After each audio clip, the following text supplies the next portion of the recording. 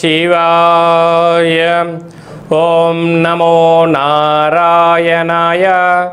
ఓం కాళభైరవాయ నమో నమః. ఓం దిగంబరాయ విద్మహే గజవాహనాయ ధీమహి తన్నో కాళభైరవ ప్రచోదయాత్. హరి ఓం.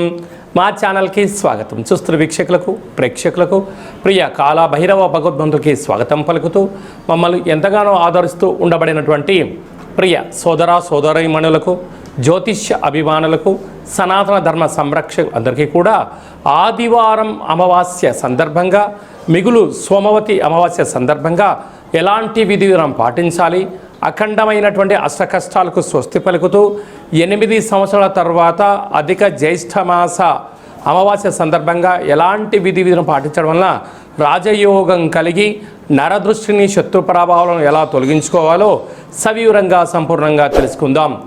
1వ తారీఖు 6వ నెల 2026 నుండి 15/6/2026 వరకు ద్వాదశ రాశుల్లో గ్రహ గమనాన్ని వీక్షింపచేద్దాం.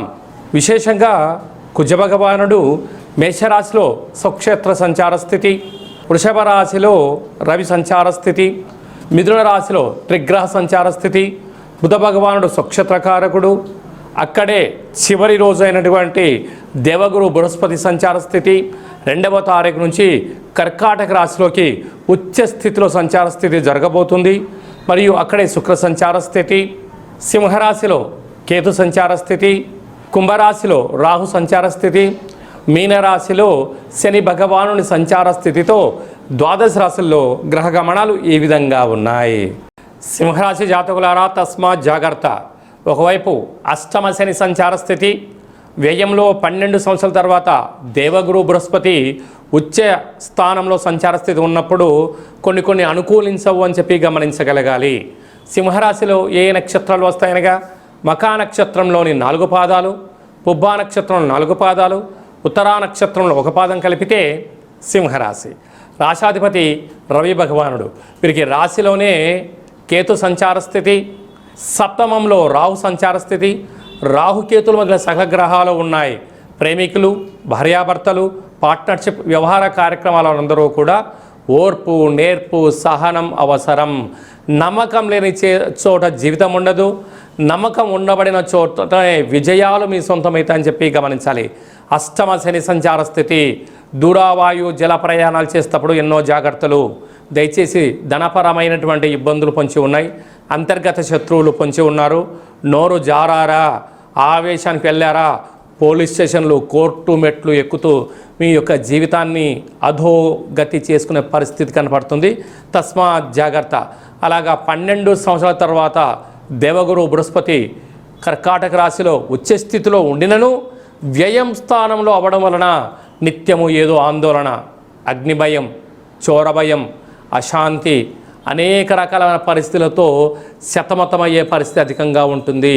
కనుక ఇలాంటి కాల సమయంలో ఆదివారం అమావాస్య సందర్భంగా రాశాధిపతి రవి భగవానుడు అవ్వడం వలన, అలాగనే విశేషంగా సోమవతి అమావాస్య సందర్భంగా ఎర్రటి కుంకుమను పోసి, నీటిని పోసి, అంటే విశేషమంటే రక్త తర్పణ సమానమైనటువంటి దీపంలో, అంటే ప్రమిదలాగా కుంకుమను ఏర్పాటు చేసుకొని దీపాన్ని వెలిగింపచేసి, ఈ యొక్క దీపానికి మీ మనసులో ఉన్నటువంటి కోరికను నెరవేర్చాలని చెప్పి దండం పెట్టుకొని, నవధాన్యములను అలాగనే నిమ్మకాయకు కుంకుమను పోసి నమస్కారం చేసుకొని, ఈ యొక్క ఎర్రటి దీపాన్ని, ఈ నిమ్మకాయను, ఈ నవధాన్యాలను తీసుకొని వెళ్ళి మీరు తెల్ల జిల్లేడు వృక్షం దగ్గర పెట్టినట్లయితే సకల గ్రహ దోషాలు తొలగి, సకల అష్ట కష్టాలు తొలగి, అష్ట ఐశ్వర్యాలు కలుగుతాయని చెప్పి గమనించాలి.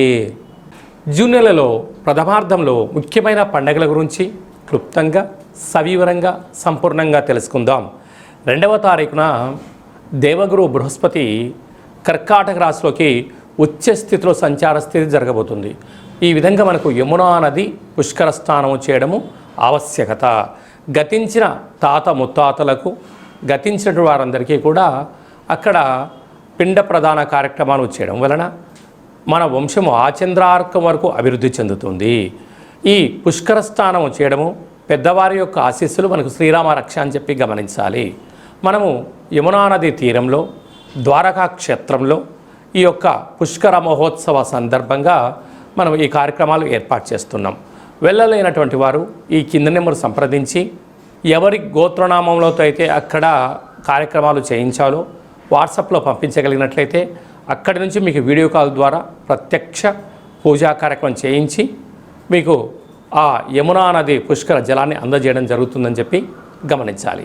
అలాగనే మనకు విశేషంగా 8వ తారీఖున కాళాష్టమి, 8 సంవత్సరాల తర్వాత అధిక జ్యేష్ఠ మాసంలో బహుళపక్షంలో అష్టమిని కాళాష్టమి అంటారు.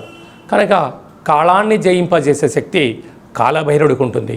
కాలభైరవుడి యొక్క స్మరణ ధ్యానము ఉత్తమమైనటువంటి జీవితానికి స్వాగతం పలకవచ్చు అని చెప్పి గమనించాలి. 13వ తారీఖున శని త్రయోదశి. ఆ శని భగవాన్ యొక్క స్మరణ ధ్యానము దీపము అభిషేకం వలన శని దోషాలు తొలగిపోతాయని చెప్పి గమనించాలి.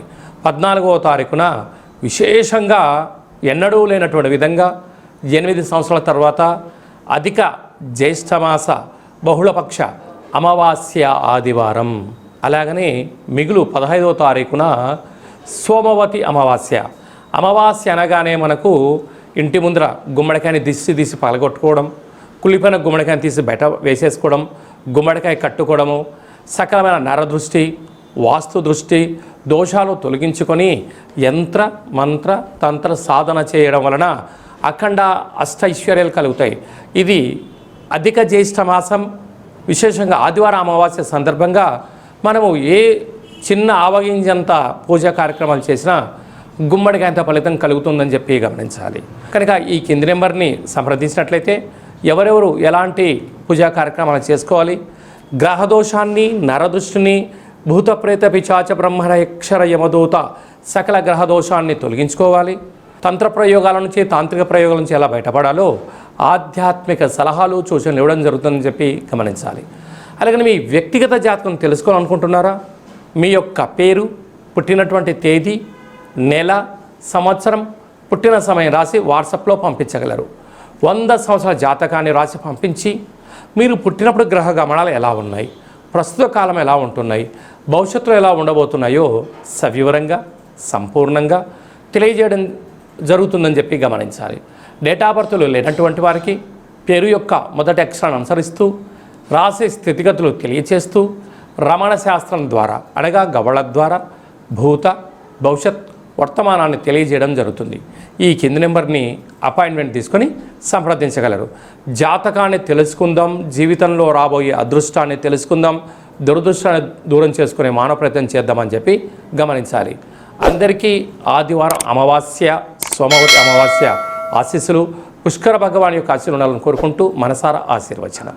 శతమానం భవతి శతాయు పురుష సతేంద్రియ ఆయుష్యేవేంద్రియే ప్రతిష్టతి ధనం ధాన్యం బహుపుత్రలాభం శత సంవత్సరం దీర్ఘమాయు సర్వే జనా సుఖినో భవంతు లోకా సమస్తా సుఖినో భవంతు సర్వం కాళభైరవ దేవతార్పణమస్తు.